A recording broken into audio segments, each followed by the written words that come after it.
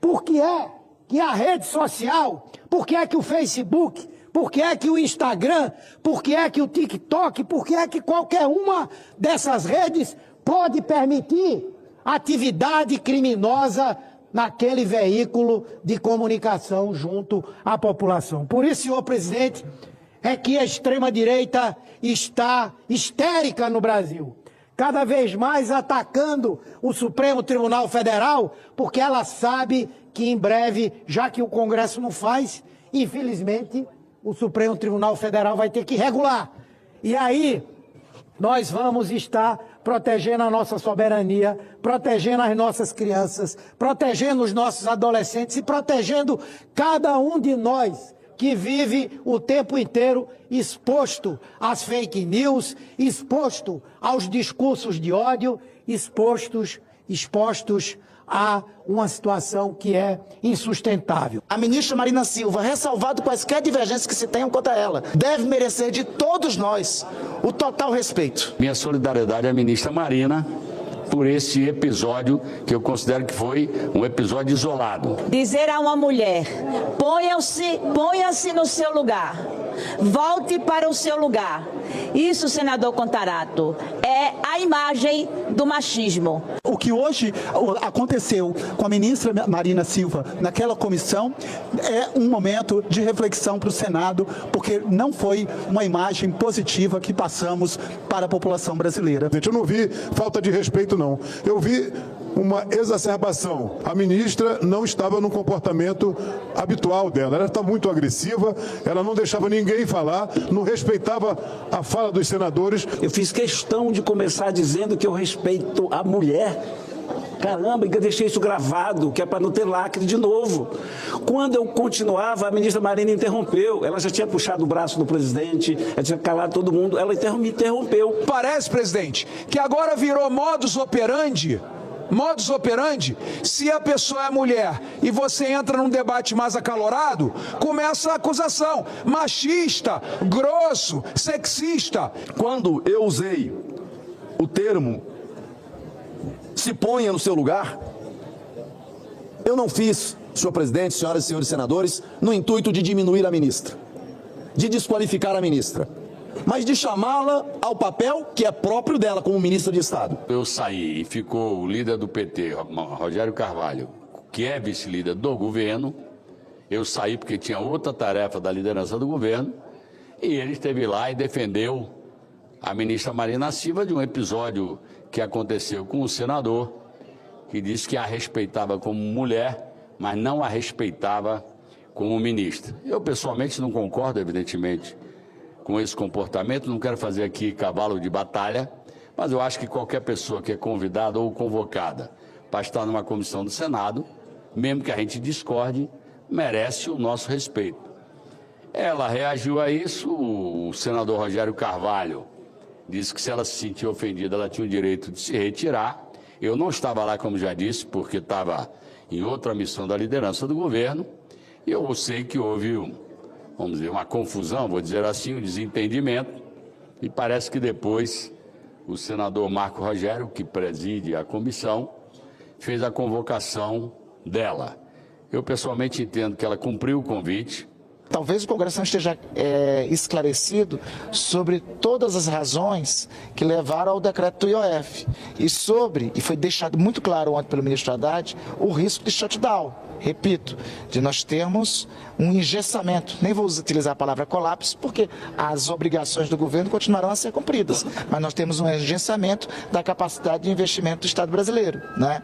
Então, isso é um dado que tem que ser colocado. E as consequências em várias áreas que tem isso, né? Até para o próprio Congresso, porque por força de lei, até as emendas parlamentares vão ter que ser bloqueadas ou contingenciadas em quantidade maior do que está previsto. Tem fontes alternativas, nós temos um MP do Fundo Social que trará a questão da antecipação do pagamento de óleo bruto, que eu acho que é fundamental ser tramitado e fundamental ser votado, que pode trazer 20 bi aí. Nós temos propostas interessantes, né, para serem dialogadas, para serem avançadas. Eu acho que foi importante ontem a conversa para que o ministro Haddad apresentasse seu ponto de vista e fosse ouvido pelo presidente Alcolumbre e pelo presidente Hugo Mota, e fosse dado também o ponto de vista do parlamento sobre o ambiente que hoje existe para a derrubada, para a aprovação do PDL. Senhor presidente, subo a esta tribuna hoje com a firme convicção de que o Brasil enfrenta uma das mais graves ameaças à sua soberania e à sua democracia.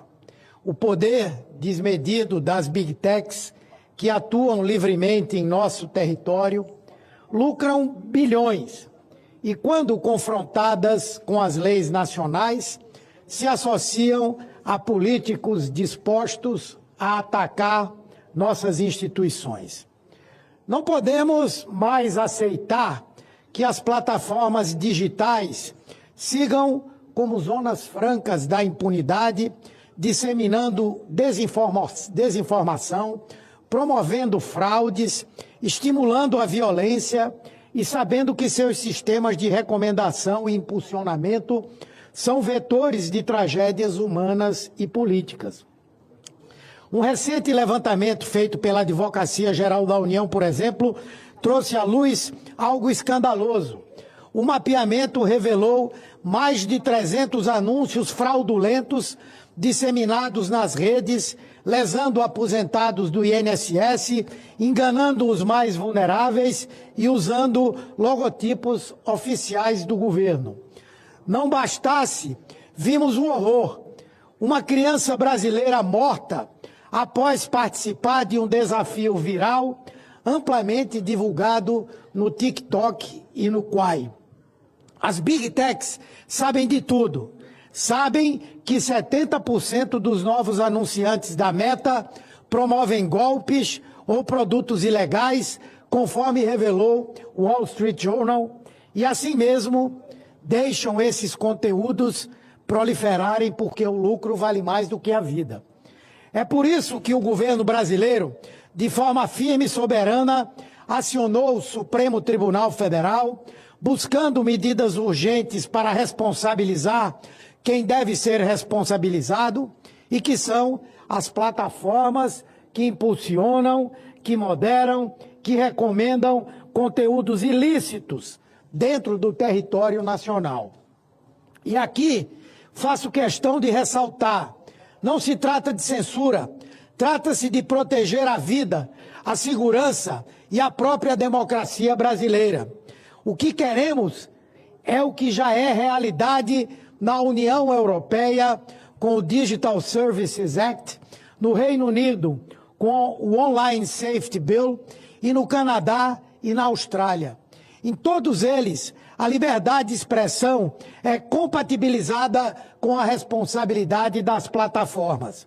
Mas o que nos espanta é que, ao invés de colaborarem com a regulação democrática, as Big Techs estão operando politicamente no Brasil, utilizando como um dos seus instrumentos o deputado licenciado Eduardo Bolsonaro, hoje processado no STF pelo nosso partido por articulações que configuram como traição nacional.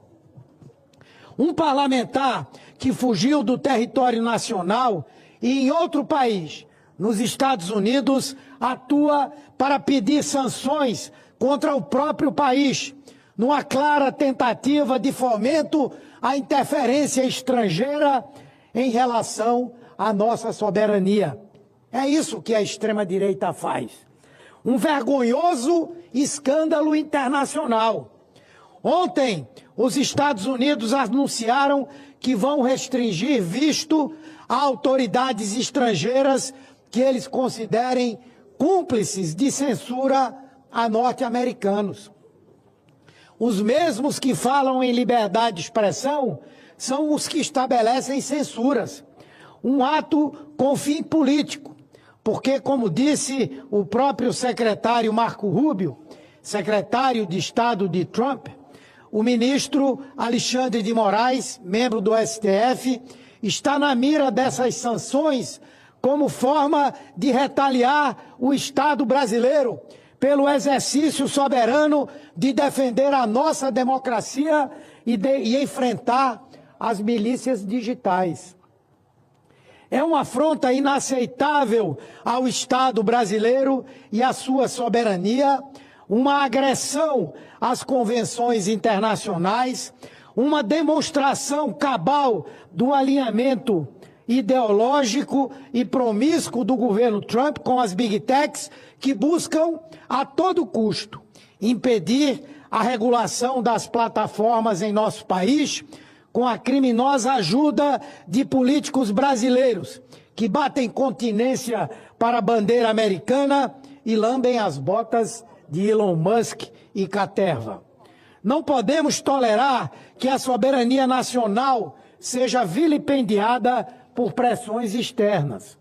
E aí temos as Big Techs instrumentalizando parlamentares brasileiros para atacar o STF e impedir que o Brasil exerça o seu direito soberano de regular. Mais grave, há provas, vídeos, textos, documentos que demonstram como Eduardo Bolsonaro atua como lobista das Big Techs nos Estados Unidos, buscando sanções contra instituições brasileiras e membros do STF, numa clara continuação da tentativa de golpe de Estado que redundou no 8 de janeiro. E comete esses crimes com recursos públicos no exterior, tendo em conta que só no último mês usou mais de R$130 mil da verba de gabinete da Câmara dos Deputados para deslegitimar as instituições brasileiras e proteger interesses das Big Techs. Não podemos aceitar que políticos brasileiros atuem como testas de ferro de interesses estrangeiros, atentando contra a soberania nacional, contra o Estado de Direito e contra a democracia. É preciso registrar que a atuação do senhor Eduardo Bolsonaro e das Big Techs se dá justamente porque sabem que o STF pode proferir a qualquer momento uma decisão paradigmática no tema 987 da repercussão geral, alterando o entendimento obsoleto do artigo 19 do Marco Civil da Internet e impondo, finalmente, a responsabilidade objetiva das plataformas. E é por isso que estão tão desesperados, atacando ministros, atacando a justiça, atacando o próprio Brasil. O governo brasileiro, sob a liderança do presidente Lula, tem atuado com firmeza e a AGU levou ao Supremo Tribunal Federal uma manifestação que é passo decisivo. O ministro Dias Toffoli, relator do caso, apresentou um decálogo de deveres para as plataformas, exigindo mecanismos de autenticação de contas, regras claras de moderação, relatórios de transparência e canais eficazes de denúncia. É disso que nós precisamos. Não é admissível que as plataformas sejam meras espectadoras do desastre que ajudam a provocar. Elas devem ser responsabilizadas civil e objetivamente, como propõe a tese da AGU, sempre que impulsionarem ou recomendarem conteúdos ilícitos ou quando permitirem a atuação de perfis falsos, bots e propagadores de ódio.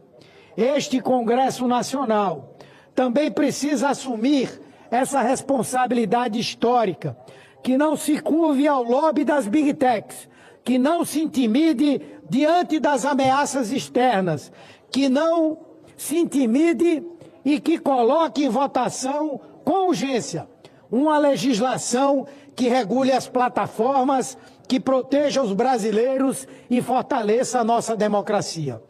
Não podemos mais aceitar que enquanto tudo no país está sujeito a regras e a fiscalização, apenas as plataformas digitais, as redes sociais atuem livremente como se fossem ilhas de irresponsabilidade e impunidade. Regular é proteger, é garantir que a internet seja um espaço de liberdade com responsabilidade de comunicação com segurança. Não podemos continuar a assistir à continuidade de crianças que têm hoje se submetido aos chamados desafios, que chegam às vezes à morte, porque na internet criminosos digitais, organizações criminosas nas redes sociais chegam até as crianças, chegam até os adolescentes, promovem desafios que têm levado à automutilação, que têm levado, inclusive, à morte, como foi esse caso aqui no Distrito Federal, de uma adolescente que foi instada a aspirar desodorante num desafio e que chegou à morte. E os pais, coitados, por mais que se diga, não, os pais têm que fiscalizar, óbvio que tem que fiscalizar, que tem que definir que a criança ou adolescente só tem acesso ao celular em determinadas circunstâncias e situações, mas não é possível fazer isso 24 horas por dia. Tem que ter a responsabilidade da fiscalização por parte do poder público. E tem que ter a responsabilidade das próprias redes sociais de fazerem a moderação, de impedirem que conteúdos criminosos possam ser veiculados na rede social. Se uma rede de TV, se um jornal de dimensão nacional fizer qualquer tipo de apologia ao crime, ou permitir que nas suas páginas ou nos seus programas televisivos se faça apologia ao crime, existe uma lei para tirar do ar e tirar de circulação a TV ou jornal que tenha praticado isso.